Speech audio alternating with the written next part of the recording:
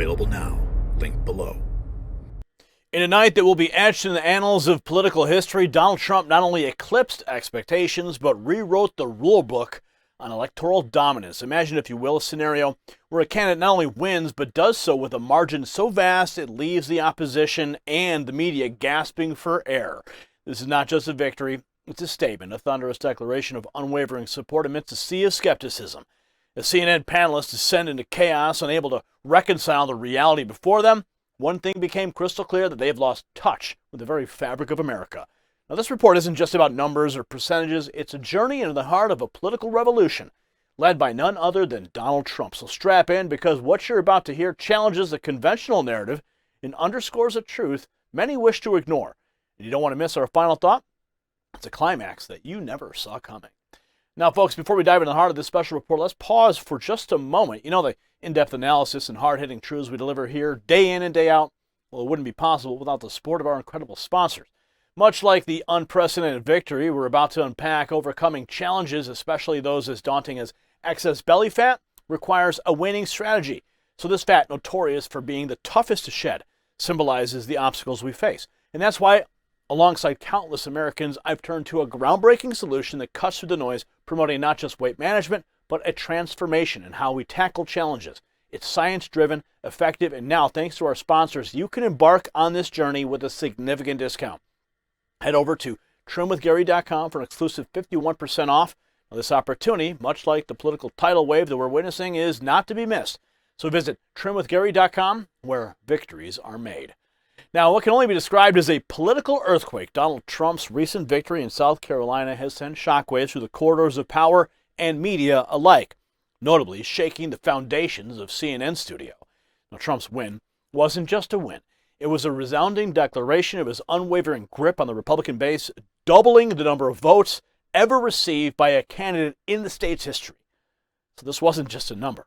It was a message, loud and clear. Trump is the undeniable frontrunner for the 2024 presidential race. Now, CNN, in its typical fashion, they struggled to make sense of this political spectacle. The network, which has long been critiqued for its biased coverage and disconnect from the American populace, well, faced an on-air meltdown as Trump's numbers soared. The panel, a mix of disbelief and dismay, couldn't fathom the sheer scale of Trump's triumph. Now, the reaction was emblematic of a broader issue within the network itself, a failure to understand the pulse of America. Now, I'm going to show you that clip in a moment, but in the midst of this chaos, Nikki Haley, once seen as a perhaps formidable contender, was left in the dust. Haley, despite her valiant efforts and political pedigree, well, she couldn't muster the support needed to challenge Trump's juggernaut. Now, the results from South Carolina were not just a defeat, they were a clarion call for her to reassess her campaign's viability. Yet, her insistence on staying in the race in the face of overwhelming evidence to the contrary begs the question of when realism will trump ambition. Let's take a look. I was just informed that we got double the number of votes that has ever been received in the great state of South Carolina. So, remarkable, absolutely remarkable. Now, Trump's victory speech further cemented his status as the people's champion. His words resonated with the masses, echoing a sentiment of triumph, not just for himself, but for supporters. I was just informed, double the number of votes. Think about that for a second. That is unbelievable. Now, he announced that, of course, his voice carrying the weight of his historic win. It wasn't just a victory lap. It was a reaffirmation of his political resurgence and a testament to his enduring appeal. Now, CNN pundits, meanwhile, they found themselves embroiled in controversy, their comments bordering on the absurd. The discussion around Senator Tim Scott, who stood by Trump in his moment of victory, was particularly telling.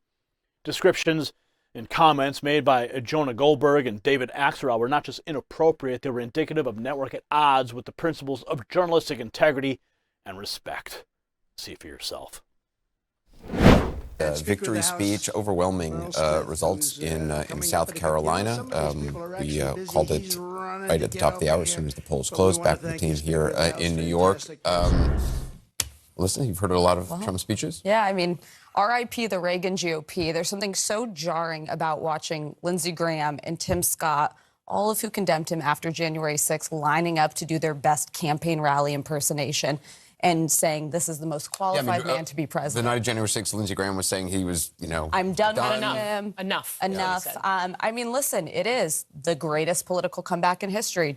Just 3 years ago, he was done in the party, and it only took a matter of months before he came back and handily won in Nikki Haley's home state. The question now becomes this. She's held on, we'll see where the margins break down tonight, to about just under a third of Republican votes in some of these primaries. How many of those votes will go to Donald Trump? Because he will need those in a general election. Some of those are never going to be with him, but how many is the open question now? Look, I mean, for me, Tim Scott is obviously auditioning to be vice president. And every time Trump just ritually humiliates him, talks about him having low energy, makes fun of his campaign, and then Tim Scott gets out there and he tries to do something that's really not natural to him, and then he walks off. But, we were talking about before, this is kind of the pathway that Pence got on. And so you might not just be watching the resurrection of a Tim Scott, but you might also be watching the rise of resurrection of Trump, the rise of Tim Scott. I cannot think of a Republican that I want to be vice president more than Tim Scott. Sure. We love Tim Scott. Yeah. All Republicans of all stripes love Tim Scott. And I agree with what Donald Trump said. I think he's a good man. Yes. And I think he's a humble man. And I want him to do whatever he has to do to get this job. I really do, because I think You're in luck. I think he is. He does seem willing. You should feel good. Your will will be granted, you all are down on what is going on here.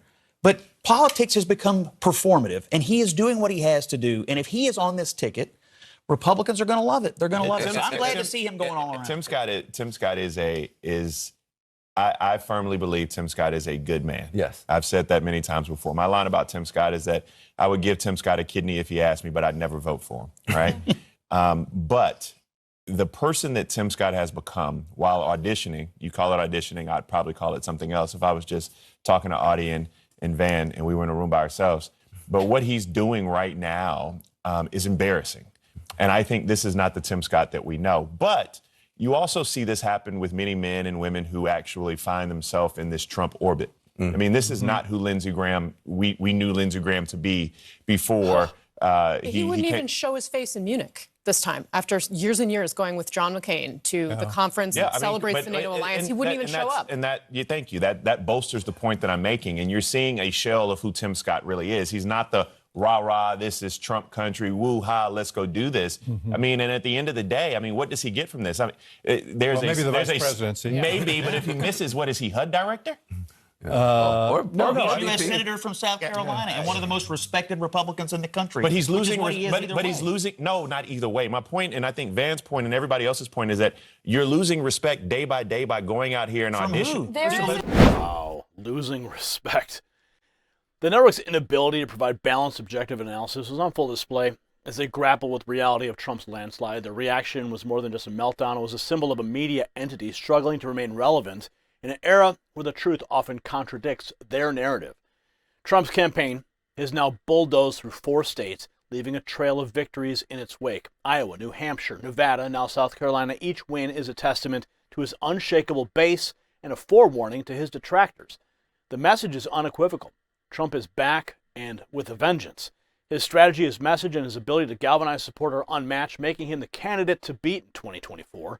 Now, CNN, on the other hand, while they continue to spiral, their coverage, once considered the gold standard of news, now teeters on the brink of partisanship and irrelevance. Their panel's meltdown post-Trump victory is not just a moment of television drama. It's a metaphor for a network unable to navigate the complexities of today's political climate. In their disbelief and bias, they fail to recognize the very essence of democracy, a republic's voice, loud and clear, rallying behind a leader that they believe in.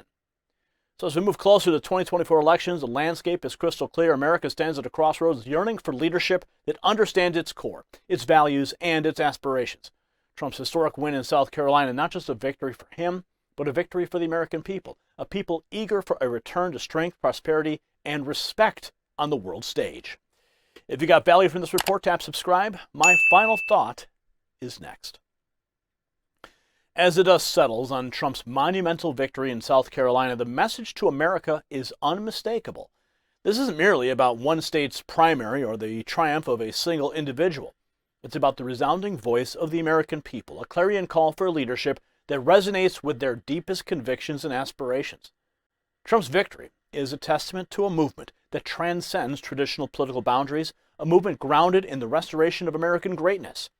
In the face of media skepticism and political opposition, Trump's unprecedented win underscores a fundamental truth.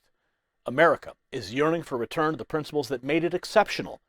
As we look to the future, let us remember this moment as a pivotal point in our nation's journey towards reclaiming its destiny. Congratulations, you made it to the end of the video. Now keep up your quest for truth with this next news report. And if you found our channel enlightening, join the millions who agree with you. Tap subscribe. Thank you for watching the Next News Network.